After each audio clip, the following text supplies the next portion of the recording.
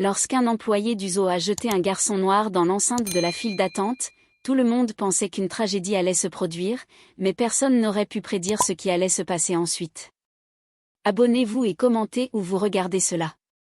La lumière du soleil du petit matin filtrant à travers les rideaux du petit appartement confortable où vivait la famille Johnson, la journée avait été méticuleusement planifiée. Antonio Johnson, sa femme Monica et leur jeune fils Jadon étaient sur le point de vivre une journée en famille qui serait la réalisation d'une promesse de longue date. Aujourd'hui, c'était le premier voyage de Jadon au zoo. Pour Antonio, c'était aussi une étape personnelle. Il n'était jamais allé dans un zoo étant enfant, ses parents n'ayant pas les moyens de se permettre de telles excursions. Cette sortie avait donc une signification particulière.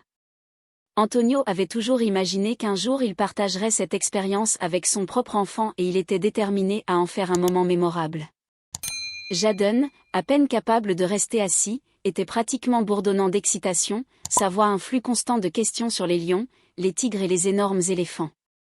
Il était déjà debout depuis des heures pour préparer son petit sac à dos avec les essentiels, une petite bouteille d'eau, sa figurine de super-héros préféré et le livre d'images bien aimé sur les animaux sauvages qui avait suscité son intérêt pour le zoo en premier lieu.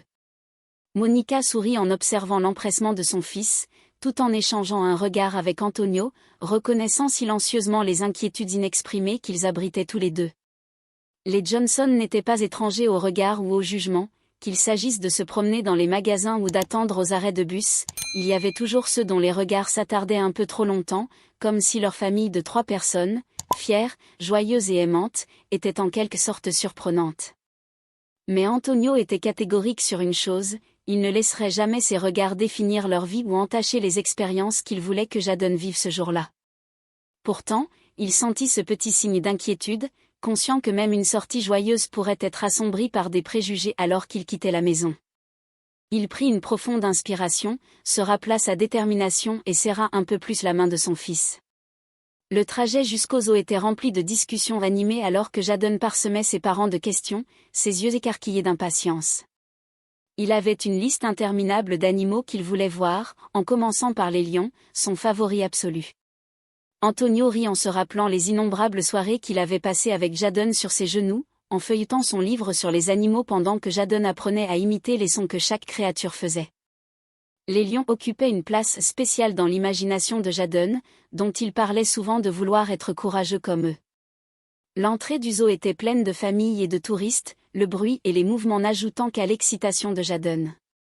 Il faisait la queue pour acheter des billets. Jadon tendit le cou pour apercevoir les animaux depuis l'entrée, alors qu'Antonio lui tendait enfin les billets pour le préposer. C'est à ce moment qu'il remarqua un membre du personnel qui se tenait à proximité et les regardait avec un froncement de sourcils. L'homme, dont le badge indiquait Douglas, était vêtu de l'uniforme vert du zoo, mais son expression était tout sauf accueillante. Antonio l'ignora, il avait l'habitude d'ignorer les regards des étrangers. De plus, rien ne pouvait gâcher cette journée pour lui et sa famille. Lorsqu'ils entrèrent dans le zoo, ils furent accueillis par la vue joyeuse d'expositions colorées et de grands panneaux guidant les visiteurs vers différentes sections. Jadon tira immédiatement sur la main de son père, le poussant vers l'enclos des lions, mais Antonio insista pour qu'il fasse un petit détour, rappelant à Jadon qu'il y avait tant de choses à voir et qu'ils auraient tout le temps d'explorer chaque zone. Le premier arrêt fut l'Avari, un dôme à large filet rempli d'oiseaux tropicaux vibrants flottant de branche en branche. Les rires de Jadon remplissaient l'air alors qu'un perroquet bleu vif perché près de lui le regardait curieusement. Monica sortit son appareil photo, capturant la merveille dans les yeux de son fils alors qu'il interagissait avec les oiseaux. Antonio ressentit un pincement de bonheur en les regardant, c'était ce qu'il avait toujours voulu, un moment heureux, une famille créant des souvenirs ensemble. En se déplaçant dans l'Avari, Antonio remarqua Douglas s'attardant à proximité, les observant toujours avec une étrange intensité.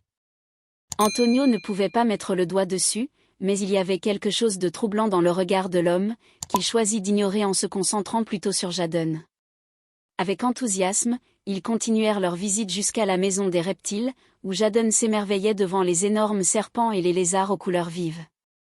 Antonio ne pouvait s'empêcher de rire de la réaction de son fils face à un python particulièrement gros qui gisait lové sous une lampe chauffante, ses écailles brillant dans la faible lumière. Monica prit la main de Jadon, ses yeux pétillants de joie alors qu'il regardait la fascination de Jadon pendant un moment. Antonio oublia tout le reste, se plongeant dans le bonheur de son fils et la chaleur de la présence de sa femme. Après une rapide pause snack, ils se dirigèrent vers l'attraction principale, l'enclos des lions. Alors qu'ils approchaient, l'excitation de Jadon atteignit son paroxysme. L'enceinte était entourée de hauts murs de verre qui permettaient aux visiteurs d'avoir une vue dégagée sur les lions qui se prélassaient au soleil de midi. Jadon pressa ses mains contre le verre, la bouche ouverte, émerveillé par les créatures majestueuses. Un lion leva la tête à quelques mètres de là, ses yeux ambrés se fixant sur Jadon pendant un bref instant électrisant. Le visage de Jadon s'illumina d'une pure crainte, et Antonio ressentit une vague de fierté. Son fils, courageux et sans peur, était hypnotisé par la créature même qu'il admirait. Mais alors qu'Antonio regardait autour de lui, il remarqua Douglas se tenant à quelques pas de là, les regardant avec la même intensité troublante. L'expression de l'homme s'était assombrie, et Antonio sentit un frisson lui parcourir le dos. Il y avait quelque chose de presque hostile dans la façon dont Douglas les regardait, comme s'il n'aimait pas leur bonheur. Antonio sentit sa mâchoire se serrer, une colère familière bouillonnait en lui.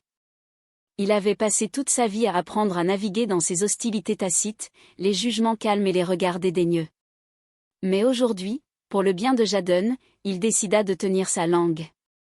Monica, elle aussi, avait remarqué le regard de Douglas. Bien qu'elle ait choisi de l'ignorer, elle posa une main rassurante sur le bras d'Antonio, sentant son malaise.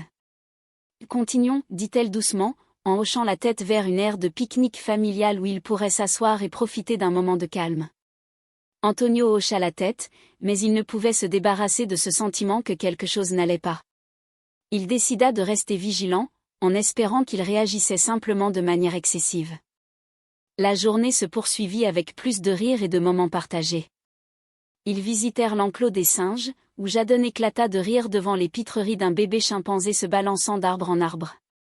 Ils explorèrent l'aquarium où des bancs de poissons chatoyants s'élançaient à l'unisson, projetant un kaléidoscope de couleurs sur le visage ravi de Jadon.